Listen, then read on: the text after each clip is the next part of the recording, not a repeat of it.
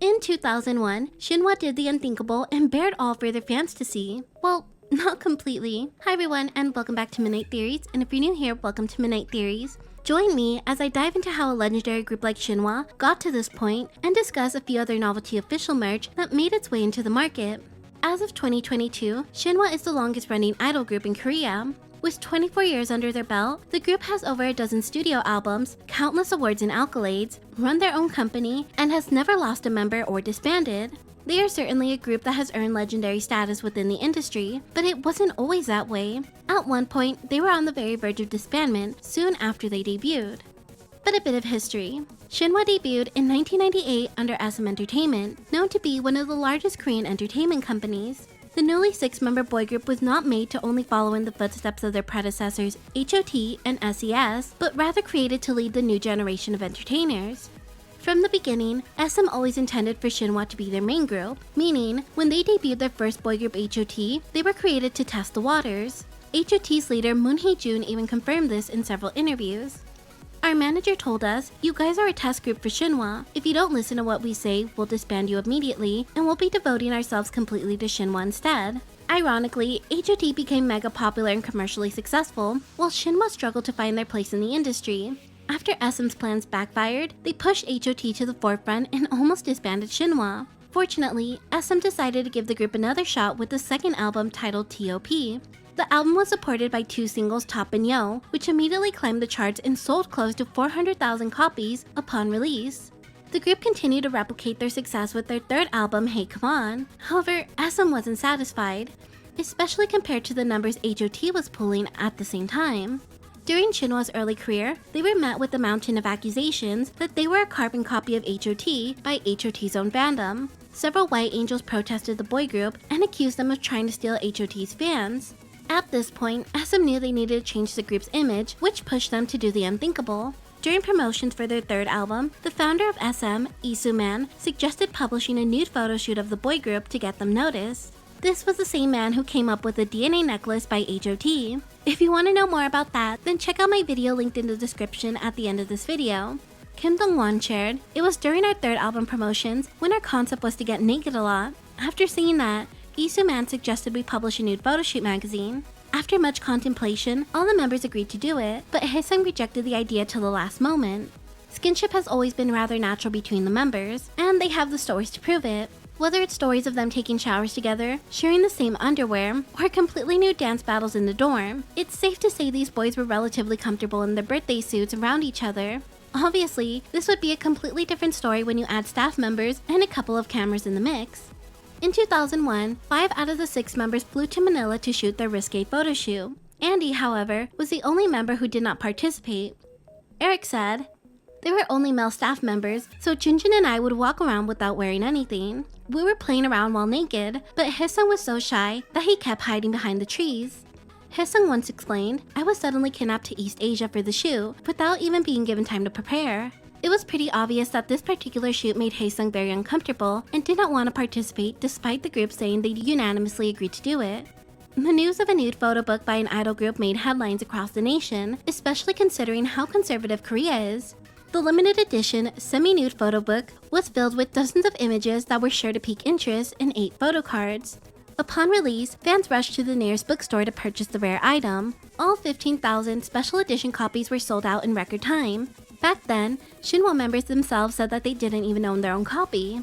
A second press had been ordered after the initial 15,000 copies sold out. However, their second edition also sold out as soon as it was released, now making it a rare collector's piece that could be found anywhere from 200 to over 1,000 USD. Over 20 years has passed since the Wild photo book was released, and it still continues to be a topic of conversation. On reply night, Junjin said he still gets asked to sign the photo book. Even today, fans come up to me and ask for an autograph on the nude photo album. For about a year after the shoot, it felt good, but as time goes by, I started to become embarrassed. In 2014, Minwoo and Haesung guest on EXO's Mnet show, EXO 90 2014. In this episode, EXO got to see the infamous photo book up close. Upon seeing some photos in the photo book, members of EXO weren't able to hide their astonishment, especially at the photos where in some, Shinhwa members showed their bare backside. Minwoo explained, "At the time, we were young and we thought, if not now, when else can we shoot this? So we proceeded with doing it.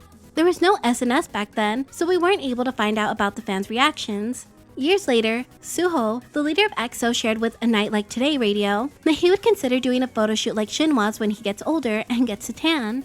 In 2021, Girls' Generation Taeyeon, Super Junior's H.O.T, and SM alum Junjin appeared on Travel Battle for Dog's Respect together.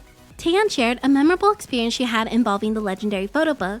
When I was in school, Shinhwa was very popular. My friends bought Shinhwa's nude photo book to school. At the time, the whole school became chaotic. The teachers came out and shouted, "What are you guys seeing?" Taeyeon's story made H.O. burst into laughter, while Junjin was speechless and started to blush. The Shinhwa member hastily changed the topic in response.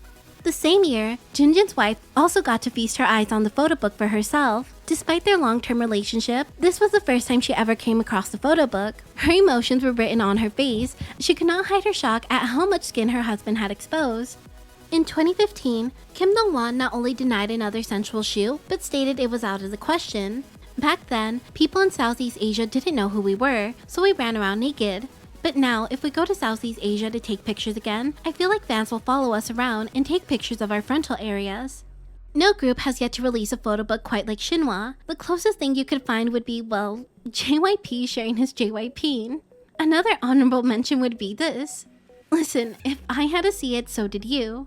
In 2021, a post casting a hypothetical question, originally titled, "If your singer or actor/actress released an all-nude photo book, would you buy it, or is it too much?" and shared a picture of Shinhwa's wild photo book. The original poster then gave 3 options to choose from. 1. I'd definitely buy it and show it off everywhere. 2. Even though I really love them, the NSFW photo book is too much. Or 3. I'd buy it, but I'd just keep it private in my room. Over 950 comments were made under the post sharing their thoughts. Some of the comments included, "Oh my god, don't release it. But if they already did it, I'd buy it and hide it somewhere. I would protest in front of their label. I used to think about it, but now I just want to see them in a good stylish outfit. I stan girl groups, so no." If you thought the semi-nude photo book was the most controversial official merch a company has put out, well, surprise! It only gets weirder from here. In 2002, popular singer Yoon Sung-jun released a limited edition silicone mold of his lips as official merch. For as low as 10,000 Korean won, you too could own your favorite singer's lips forever. Only 2,000 pieces were made and sold as a collector's item. The life-size lips were encased in a nice little compact signed with his signature. One could only imagine what fans would do with such a piece. Speaking of life-size, in December of 2017, Source Music revealed new official tour merch for G-Friend's 2018 solo concert. Amongst their more conventional items like posters, pickets, and umbrellas, fans noticed one piece of merch that sparked a bit of controversy. In the post, life-size body pillows with the members printed on them were listed for sale.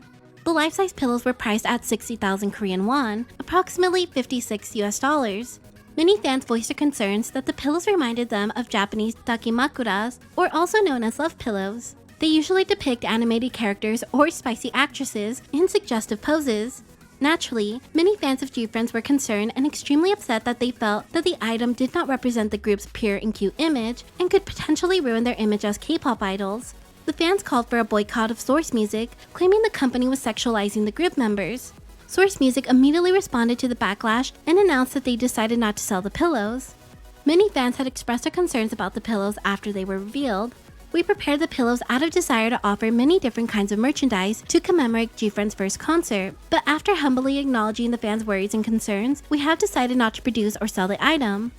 Now, I think VIX takes the cake with the most freakiest official merch. So much so that I could probably do a whole video on it.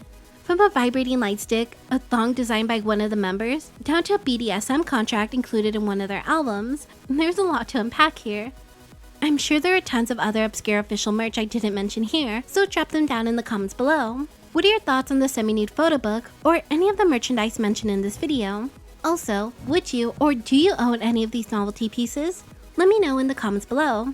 And with that being said, thank you for watching and enjoy your stay.